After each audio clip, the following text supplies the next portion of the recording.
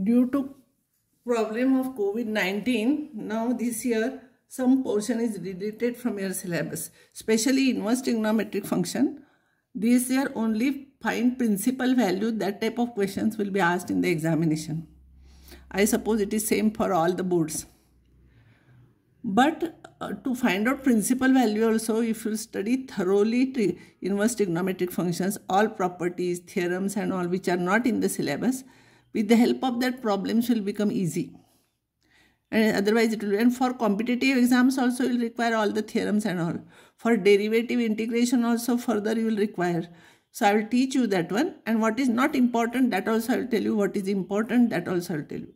So some properties I will take now of inverse trigonometric functions. See here, first property is sine inverse of 1 upon x. It is not sine raised to minus 1. Don't take sine raised to minus 1 as 1 upon sine. It is a function. Sine inverse of 1 upon x is equals to cosec inverse of x. Here, you know sine inverse, for sine inverse this number must be between minus 1 and plus 1. And therefore 1 upon x must be between minus 1 and plus 1. So x must be greater than or equals to 0 or less than, other than minus 1 and plus 1, all values x takes, because here cosec x is there. Cos inverse of 1 upon x is sec inverse of x. Again 1 upon x lies between minus 1 and plus 1. Therefore x will lie like this. Tan inverse of 1 upon x is cot inverse x. Usually in trigonometry, sine and cosec are reciprocal of each other. But here these are not becoming reciprocal. These numbers are becoming. These are the numbers. What answer you are getting, that will be the angle. I will prove first one. I will suppose this one is equals to y. Proof is very simple. Proof nobody will ask you this year, for especially 2021. Nobody will ask you this one. But you should know this. So how we got it, I will explain you. I will suppose cosec inverse x equals to y. By definition of inverse function, x will become cosec y. X will become cosec y. So y is always angle. So if you take reciprocal, 1 upon x will become sin y. Sine, if you will bring here, sine inverse 1 upon x. It is not sine raised to minus 1. Sine inverse is a function of 1 upon x is y. And this is also y, this is also y. If you will equate these two, you will get this result. Similarly, cos inverse of 1 upon x is sec inverse of x. I will suppose this one equals to y. By definition of inverse function, x will be sec y.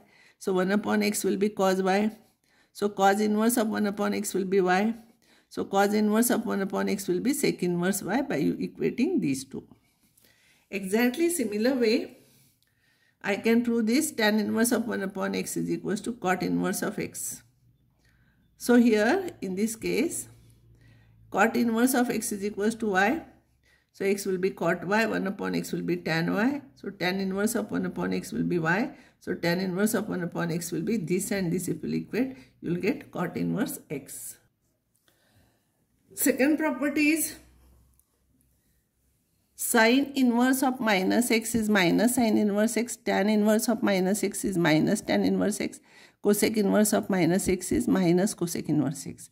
How to remember this? For these three functions, you know principal value lies between minus pi by 2 to plus pi by 2 for these three functions. And therefore between minus pi by 2 to plus pi by 2 means it can take negative values also. That's why negative sign comes outside here. Like that you remember. But here for cos inverse, sec inverse, cot inverse, principal value is 0 to pi. And therefore it comes pi minus cos inverse x. I'll explain you proof of one.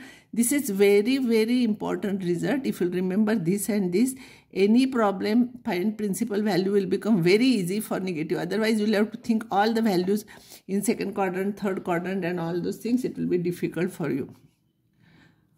Now, first I will prove sine inverse of minus x equals to y. So, minus x equals to sine y. So, x is equals to minus sine y. But you know sine of minus theta is minus sine theta. So minus sine y will be sine of minus y. So sine inverse x is equals to minus y. So y will be minus sine inverse x. So this is y and this is also y. Therefore sine inverse of minus x equals to minus sine inverse x. Exactly in the same way we can prove these two results. These two we can prove exactly by the same method.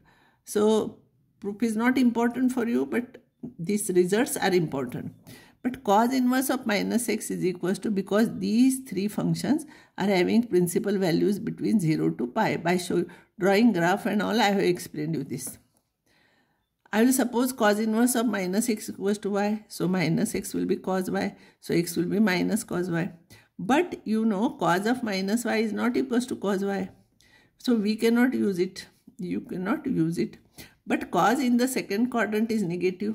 Therefore, and one thing you know, cos of pi minus x is minus cos x. In the pi minus pi plus, same ratio. So it is minus cos x. So minus cos x equals to cos of pi minus x.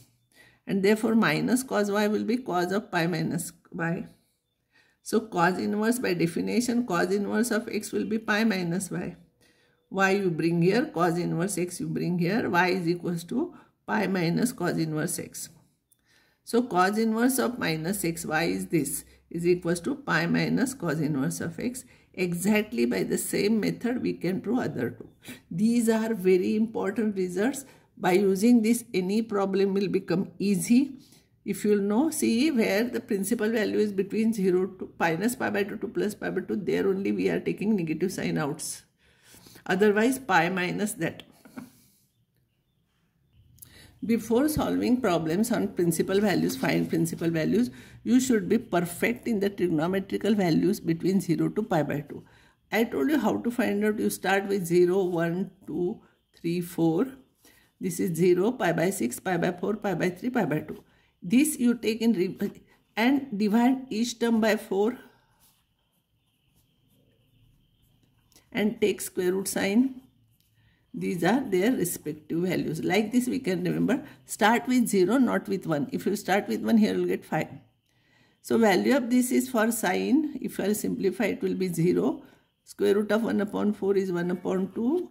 It will be 1 upon root 2, root 3 by 2 and 1. And for cos, once you know sine, cos it will be in the reverse way. Root 3 upon 2, 1 upon root 2, 1 upon 2 and 0. And tan will be this upon this 0, this upon this 1 upon root 3, this upon this 1, this upon this root 3 and this upon this not defined. So if you know sine, cos, tan, other cosec is reciprocal of this, sec is reciprocal of this, cot is reciprocal of this. So now you know at the time of exam you can construct the table and you can write the values. Now see, always you should take values positive. It will be in the first quadrant. See here, sine inverse of 1 upon root 2, for which it is 1 upon root 2, it is 1 upon root 2 with angle. Answer is angle, so it is pi by 4. But cot inverse of minus 1 upon root 3. For cot, I told you, you have to write pi minus cot inverse of 1 upon root 3. So cot inverse of 1 upon root 3, where cot will be 1 upon root 3? This is tan is root 3. So here cot will be 1 upon root 3. So which angle it is? Pi by 3. So pi minus pi by 3, simplify, you will get answer. Similarly, sine, as I told you, first three results, from sine we can take negative sign and sine inverse of root 3 by 2. Sine where it is root 3 by 2, here it is pi by 3. So it is minus pi by 3. Next one, cos inverse of minus root 3 by 2. For cos inverse minus, first you have to take out. When you will take minus sign out, it will become pi minus that. And cos inverse of root 3 by 2 is what? Where it is root 3 by 2, cos is root 3 by 2 here. So it is pi by 6. So pi minus pi by 6 is equals to 5 pi by 6. Sine inverse of minus half, from sine inverse you have to take minus sign outside, sine inverse of half. Sine inverse of half, sine half is it at pi by 6, so it is minus pi by 6. Sine inverse of minus 1 upon root 3, minus 1 upon root 3, minus sign you take out, sine inverse of 1 upon root 2 is pi by 4, so minus pi by 4. Then cot inverse of root 3, where cot is root 3, cot will be root 3 here, reciprocal of this, at pi by 6, it is pi by 6. Cos inverse of minus 1 upon root 2. For cos inverse we take pi outside, for negative sign take. For negative taking we take pi. If it is positive, don't change. It will be as it is. So pi minus cos inverse of 1 upon root 2. Cos inverse of 1 upon root 2 is this, pi by 4. So pi minus pi by 4, 3 pi by 4. Cosec inverse of minus root 2. From cosec, you know, minus we have to take out. For when minus is there, then only we have to take out. Not always. Huh? Cosec inverse of root 2. Where cosec will be root 2? For this. Sine is 1 upon root 2. So cosec will be reciprocal of this. Angle is pi by 4 minus pi by 4.